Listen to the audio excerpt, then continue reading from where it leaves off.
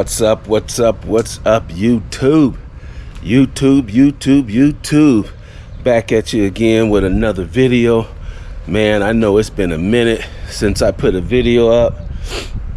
Look at this squirrel, man. I don't know if you can see that, but them jokers is all over the place. Now he's going up on the tire. Look at him, man. Look at him.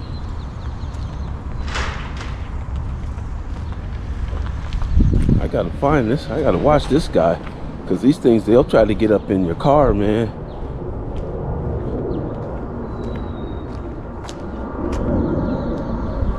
Where's that guy at? Ain't better not to be.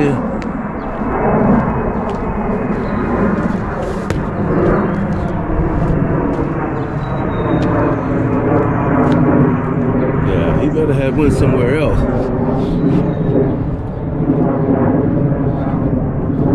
But anyway, too, man, I know it's been a minute since I posted a video, but yeah, I've been like super duper busy, man. Just working like 7 days a week. The past few weeks, maybe 3 weeks, just working every day. Oh, see, and there goes another woodpecker. So I got squirrels and woodpeckers. You see that? I don't know if you can see that too. But yeah, there's a woodpecker right there. He'll be doing that all day long. All day long. There's so many holes in these trees, man. I don't think these things gonna last another 1 or 2 winters, man, and they're probably coming down. But anyway, you see I got the 71 Chevelle build parked out here on the grass. Never had a car on my grass, but that's where she is now, because I have to get something done on this thing right here, man. So ever since I had them put that posi in here, my passenger side has been rubbing a little bit. Not a lot, but I don't like that, man. That just gets on my nerves when I hear that rubbing noise when you make a turn, and it's not a slight turn, it's more of a quick turn. But anyway, I know what it is I don't know if you can see it up under here. Let me showing it to you here. Let me see if I can creep up under here real quick too. Just try to get you a quick glimpse here of what I got. Okay, so maybe you can see it here. So when they did the posi in my rear end down here, you can see this this guy right here, that dude right there. They had to put this in here on my panhard bar to keep it away from that perfect launch cover that I put on there, had them put on there, because it was hitting this when this bolt was in there, so they put this thing in. But I think they could have cut this bolt down, man. They could have cut that thing down and got it a lot closer. But maybe they did that there so that if they ever had to take this thing off, they got access to it to get it off. But anyhow, because they did that, it's shifted the back frame of the car. It keeps it lined, but when I go to turn, because it's pushed out, it's not straight, it's not symmetrically straight, I guess, if that's even the right way to say it. So I gotta figure out what the heck I gotta do here. I was hoping I could unthread this here and move it this way a little bit more to kind of give me a little bit more play, but I don't think I can. I'm looking at this now. I don't think that's gonna happen. I don't think that's gonna happen. I think my best bet is going to be to try to it's gonna be to try and move this as close as I can to that diff cover. That's kind of my only option, man. I mean, jeez, I don't know, ain't nothing else I can do other than that. That is my only option, is to shift that thing over Well, actually, no, the other option is I gotta take it back and tell them to take that thing off and put the regular cover on there, and then put that back on there. Then I think it'll be perfectly fine. I won't have no problems with it then. But I don't really want to do that, man. I like my bar on here. I like that panhandle bar on here. So anyhow, I got to try to figure out what the heck I'm gonna do and how I'm gonna do this. Oh man. So I either take that thing off, cut that thing a little bit, that spacer, move it in. That looks like that's gonna be at least a half an inch. Move it in a half an inch and see if that will fix it. That'll at least get it back a little bit closer to that thing. And it should be fine. But yeah, I mean, gosh. All right, tube. Let me get from up under here. I gotta figure out how I'm gonna do this. But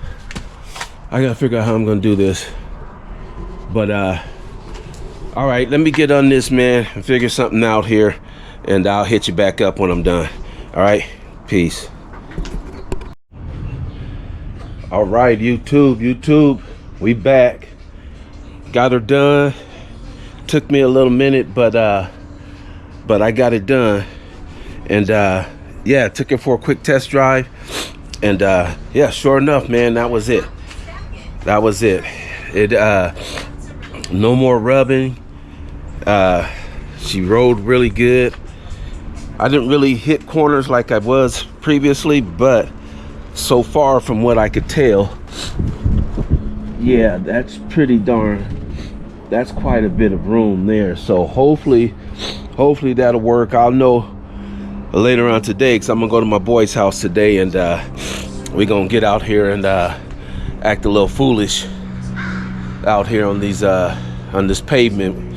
He's gonna pull out his 66 Delta and convertible drop top, white with the gold Daytons.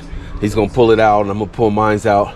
I'm actually going over there because I'm gonna have him do some recording for me, because I want to get you guys a video of this posi in action. So because you know, burning the rubber, I can't really see it. I want to see that bad baby smoking. But anyhow, I got her done. You can see they came and cut my grass for me now, so she's looking proper now. She's looking proper. Now I can pull them classes. Got the Chevelle off the grass right in the nick of time. But yeah, man, here she is, sitting nice. One thing that I did, and I kind of messed up, but then again I didn't. First thing I did is you can see, I don't know, well, maybe you can't, but if anybody's really paying attention, you can tell I turned my rims around, because these are directional wheels. And there was some guy commented in the video that I put up some time ago about the car, and he had made mention that I need to turn the wheels around. They're on backwards. And I hadn't even noticed it. I didn't even pay no attention to it until he mentioned it. And then I was like, well, wow, how did that happen? Then it dawned on me when I took my car, put it in the shop. They took the wheels and stuff off. They may have put them back on and didn't look to see that they're actually directional wheels and put them back on the right way. So anyway, I took them off all the way around, put them back on the right direction. But what I did, guys, when I first had the issue with this rubbing on the this one passenger side, I went under here, man, and I cut a little bit of my fender, because I thought it was rubbing right there. I didn't cut much, I just cut a little bit, but it turned out that wasn't even it. Up under these fenders, it's got like a little bubble that's in here, you know, it's just a little bubble in there, and that's what was rubbing, was that little bubble that's not actually in the fender, but it's in the inner fender well. It was yeah, man, it was rubbing right inside of there, man, and I was like, oh, you gotta be kidding me. No, say it ain't so. But yeah, so I just moved it over just a little bit, repositioned my panhard bar. I took that big washer out of there that they had in there, and I put a shorter one in there, so it just kind of just moved it slightly over just a little bit. So hopefully it works. I mean, like I said before, it wasn't really bad before, but it was just kind of annoying. But anyway, got it done. I got it done. I'll know for sure later on today whether or not it's going to be 100% complete. The other thing I got to look at is, man, I think my electric fuel pump that I have on here is going out, because every once in a while my car will just it'll start stuttering, and then sometimes it'll just die on me, and I can look up under the hood and look at my fuel filter going to my carburetor, and there's no gas in that filter. And then I can go and turn it on, and I don't hear the fuel pump priming, but I let it sit for a few minutes, and then all of a sudden it'll kick on. So I don't know if it could be a wiring issue or, you know, I mean, it's been on there for about 4 years now, so I know these things don't last forever. But so anyway, I'm gonna keep rolling it, because those of you that have been seeing these videos and watching this car, you know, in the back of the trunk, I got up under my compartment in the trunk, I keep a set of tools and extra parts and whatnot. So right up under there I have, which I bought a long time ago just because I knew I didn't have a mechanical pump on here. So if anything ever happened to my fuel system, being that my electronic fuel pump would go out, I wanted to be ready to just throw another one on and keep it moving. So I bought one years ago when I first bought the car, or were building the car, threw it in the trunk, and that's where it's been ever since. So if it does happen to go out while I'm on the road, I got all the tools. I can pull off to the side, get up under there. It's just right on the side of the frame rail. Take that bad baby off, and yeah, should be good to go. Slap the new one on. Got a brand new fuel filter in the back as well. Got all the tools. So yeah, man, I'm good. All right, too. I'm gonna get off this video here and go in here, shower, change clothes, and get ready for my son to call me so I can head on over there to his place, and we're gonna have a little fun, get a little foolish, get a little crazy out here, tattoo the pavement for a little bit. All right, catch you on the next one. Peace.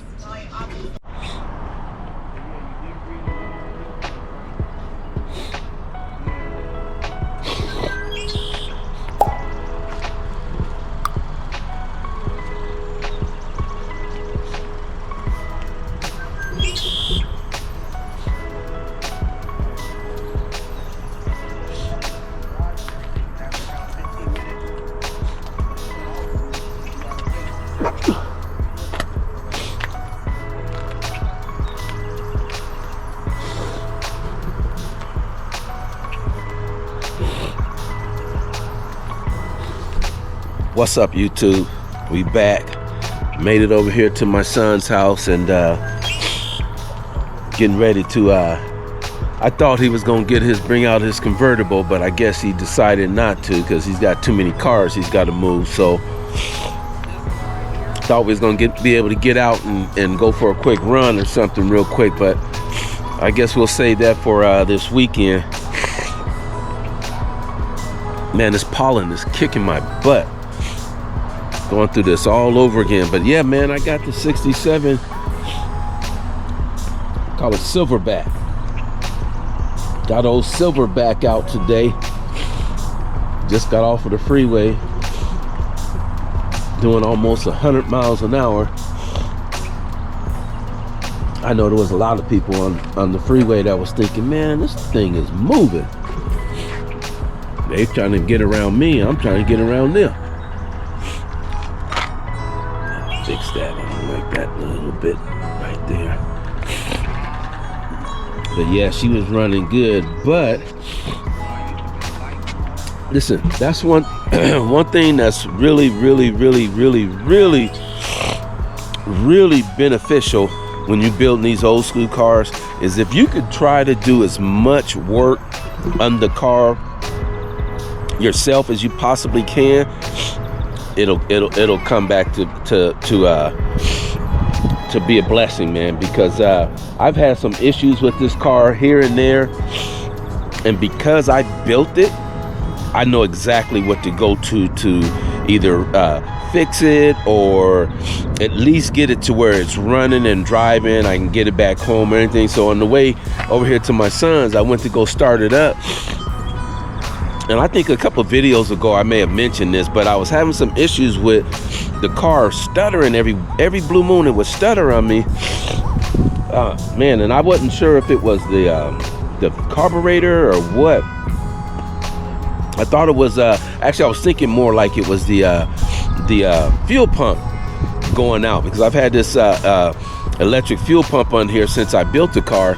And so anyway, I got ready to leave to go to my boy's house, and the car wouldn't start.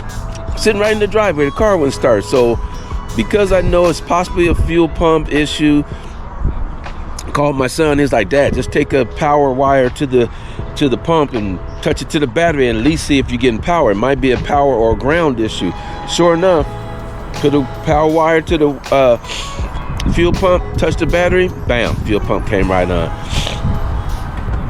But just knowing those kind of things and knowing how to troubleshoot different things on the car, man, have helped me out big time.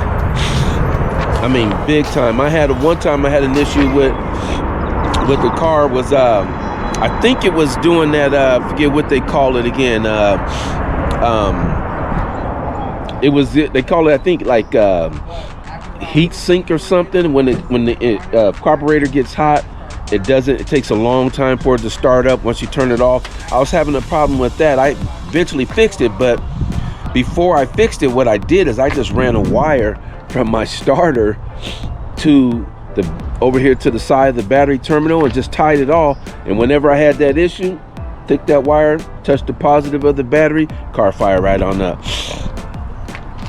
So I don't know if that was the carburetor issue or if it was an ignition issue, but whatever it was, it worked out, and I still left it there. But so anyway, this is what I got, man. Look at this. You see these two wires? I had to run a wire all the way back from the fuel pump all the way up through here. That's what this red wire is, down through here, and I just looped the green wire around. And now to start it up, I just touch these two wires there to turn my fuel pump on, and I'll get up out of here. Once I get a chance, maybe a couple days or so, I'll wire it to the ignition the way it's supposed to be.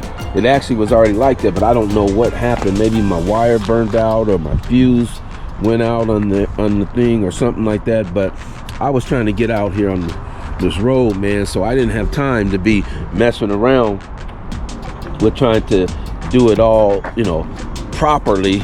So I just wired that up like that, and yep, and here I am. But anyway, I'm gonna cut you off here for a quick minute, and then I'll cut you back on once my son gets done. He's looks like he's getting ready to sell a car here. Once he gets done doing that, then I'll cut you back on, and we're gonna get a burnout, man. We're gonna see what this posi gonna do for me. All right, catch you in a minute. Peace. All right, YouTube. My dad got me out here recording. He wanted to go ahead and test out this posi.